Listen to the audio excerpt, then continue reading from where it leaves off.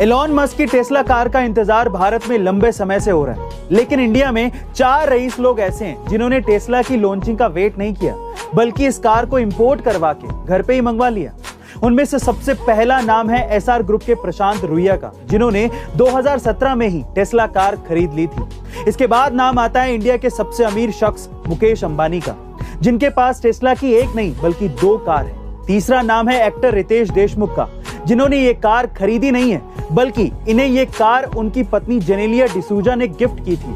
और चौथा नाम है एक्ट्रेस पूजा बत्रा का। गाइस, आपको क्या लगता है कि इंडिया में टेस्ला कार कब तक लॉन्च होगी? कमेंट सेक्शन में जरूर लिखिएगा। गाइस, टिकटॉक भले ही इंडिया में बैन हो गया हो, लेकिन आपको ये जानकर हैरानी होगी कि टिकटॉक ने आज गूगल और फेसबुक जैसी वेबसाइट्स को पूरी दुनिया में पीछे छोड़ दिया है। दरअसल क्लाउडफेयर की साल 2021 की वेबसाइट रिपोर्ट्स में ये सामने आया है कि इस साल ऑनलाइन ट्रैफिक में दुनिया में सबसे ज्यादा लोग टिकटॉक पर वीडियो देखने गए हैं, और साल 2021 से पहले तक सबसे ज्यादा लोग गूगल पर जाया करते थे। अब इंडिया में बैन होने के बावजूद भी टिकटॉक का गूगल और फेसबुक को पीछे छोड़ना बहुत बड़ी बात है। गाइस, पर क्या आपको ये लगता है कि इंडिया में टिकटॉक कभी वापसी कर पाएगा? कमेंट सेक्शन में जरूर लिखिएगा। गाइस, आज तक आपने सिंपल ऑटो देखे होंगे, लेकिन आज मैं आपको एक गजब का ऑटो दिखाता हूँ।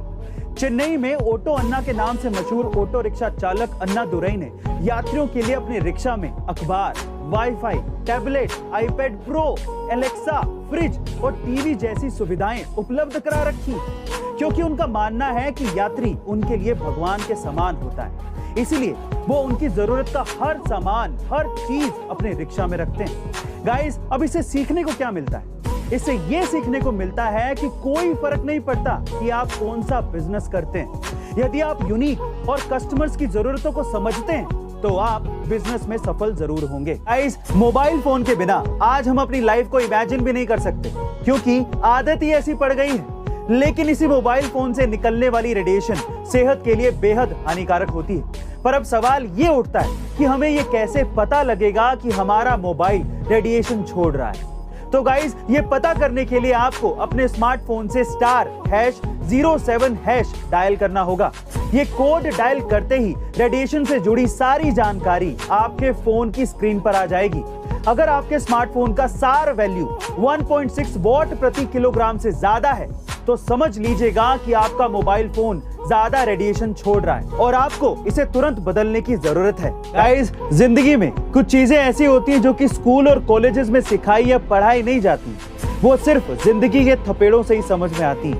लेकिन इनमें से कुछ चीजें मैं आपको इस वीडियो में बताता हूँ, जैसे कि कोई डॉक्टर आपको सेहतमंद नहीं बना सकता, कोई फिटनेस ट्रेनर आपको पतला नहीं बना सकता, और कोई टीचर आपको इंटेलिजेंट नहीं बना सकता, कोई गुरु आपको कामयाबी नहीं दिला सकता, और कोई अमीर आपको अमीर बनना नहीं सिखा सकता। गाइस, लोग आपको सलाह दे सकते हैं, लेकिन मेहनत आपको खुद को करनी पड़ेगी। So guys, take off your butts and do work hard if you want to do something in your life. Guys, अगर आप ये सोचकर बैठे हैं कि मैं तो अभी बहुत छोटा हूँ, मैं क्या ही कर सकता हूँ, या फिर अगर आप ये सोचकर बैठे हैं कि मेरी तो उम्र निकल गई, मैं क्या ही कर लूंगा, इन दैट केस सबसे पहले युवा सुनिए कि 19 साल की उम्र में मार्क जकरबर्ग ने फेसबुक कंपनी खोल ली थी। 20 साल की उम्र में बिल गेट्स ने माइक्रोसॉफ्ट की शुरुआत कर दी थी, और 21 साल की उम्र में स्टीव जॉब्स ने एप्पल का आगाज कर दिया था।